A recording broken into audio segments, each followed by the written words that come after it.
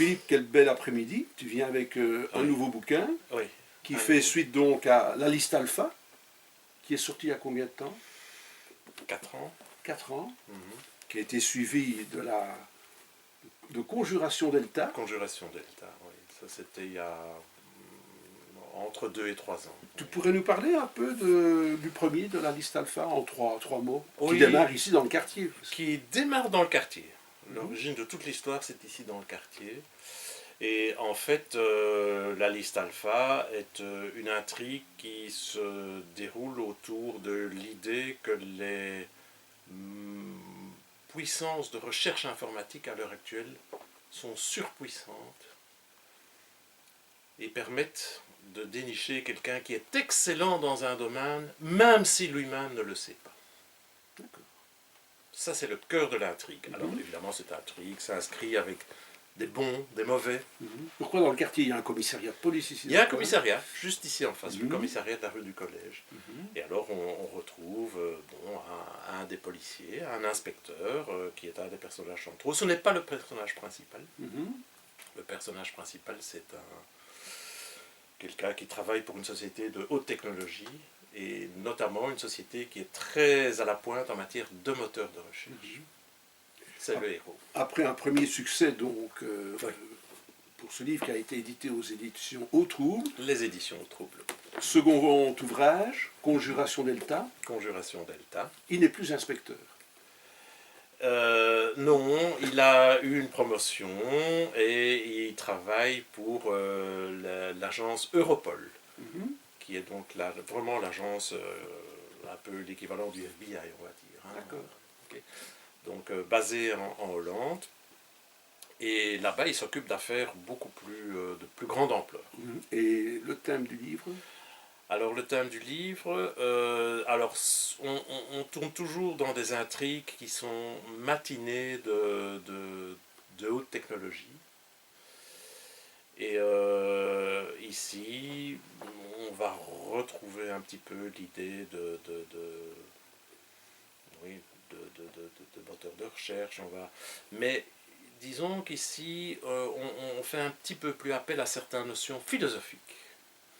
Notamment la question qui se pose de savoir est-ce qu'on peut prédire l'avenir? Est-ce que les technologies actuelles sont tellement développées qu'elles peuvent nous permettre d'appréhender ce qui va se passer dans le futur? Donc c'est une question un petit peu plus philosophique.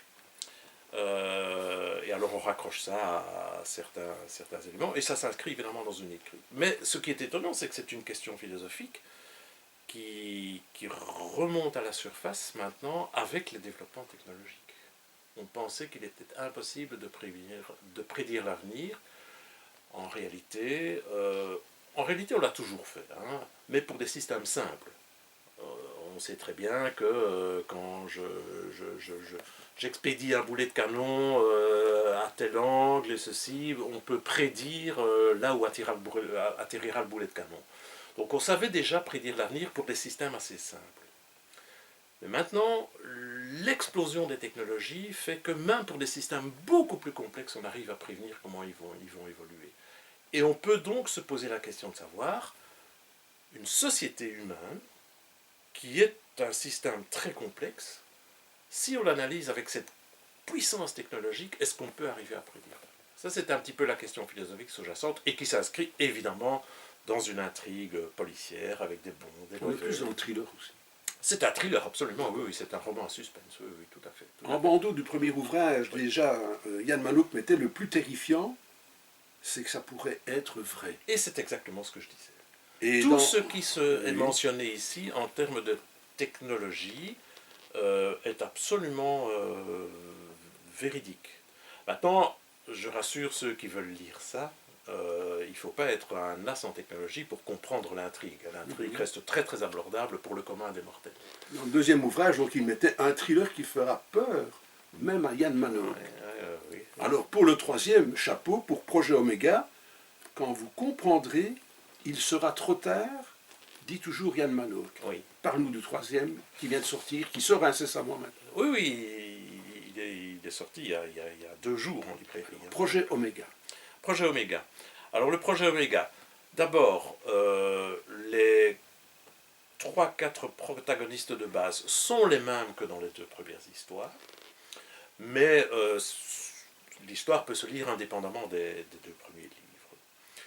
Ensuite, on se situe toujours dans le domaine du roman à suspense, et on se trouve toujours avec une intrigue assez bien matinée de haute technologie. Mais l'intrigue est différente ici. Ici, l'intrigue, c'est vraiment... Alors d'abord, ça se passe dans un milieu particulier qui est l'industrie pharmaceutique.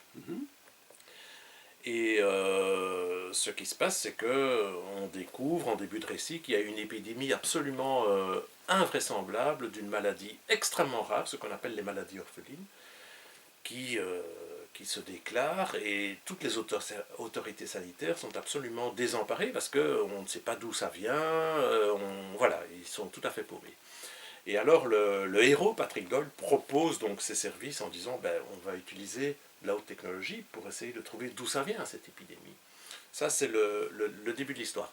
Donc il y a une histoire d'épidémie, il y a une histoire d'industrie pharmaceutique, il y a une histoire de sabotage dans l'industrie pharmaceutique, il y a une histoire de chasse à l'homme. Tu es auteur de morts que dans les précédents? Non. Non. Tu t'es calmé là. On s'est calmé. Il y a un petit peu moins de sang, un petit peu moins de violence, peut-être un petit peu plus de violence psychologique et de stress. D'accord. Et un des éléments clés de l'histoire, c'est cette chasse à l'homme. Et c'est là d'ailleurs où on retrouve le côté passionnant que peut avoir la haute technologie. Parce que là, il faut se poser la question de savoir dans quelle mesure est-ce que moi je pourrais disparaître dans la nature. On est tracé. Si on veut vraiment disparaître, c'est très compliqué. Il faut plus de GSM, plus de carte de crédit, plus de carte de banque, plus d'ordinateur, plus de caméras de sécurité. Donc c'est pas facile. Et une partie de l'intrigue, c'est cette chasse à l'homme, où quelqu'un essaye véritablement et alors il a une armada de gens derrière, équipés de super haute technologie, qui le pistent, qui le pistent, qui le pistent. Tu dévoiles beaucoup de choses. Oui, oui, mais pas le final, évidemment. Non, mais tu dévoiles beaucoup de choses. Tu as peut-être un contrat sous la tête maintenant. Qui sait? Qui sait? Qui sait, oui, exactement. C'est pas grave, j'essaierai de disparaître dans la nature. D'accord, Philippe, c'est gentil d'être venu. Avec grand plaisir. En tout cas, on a hâte de le relire, nous, parce qu'on l'avait déjà lu. Oui, oui, mais oui. on va le partager avec tous nos lecteurs. Eh bien, ok. Voilà. Bon après-midi. Bon après-midi, Willy. Grand merci.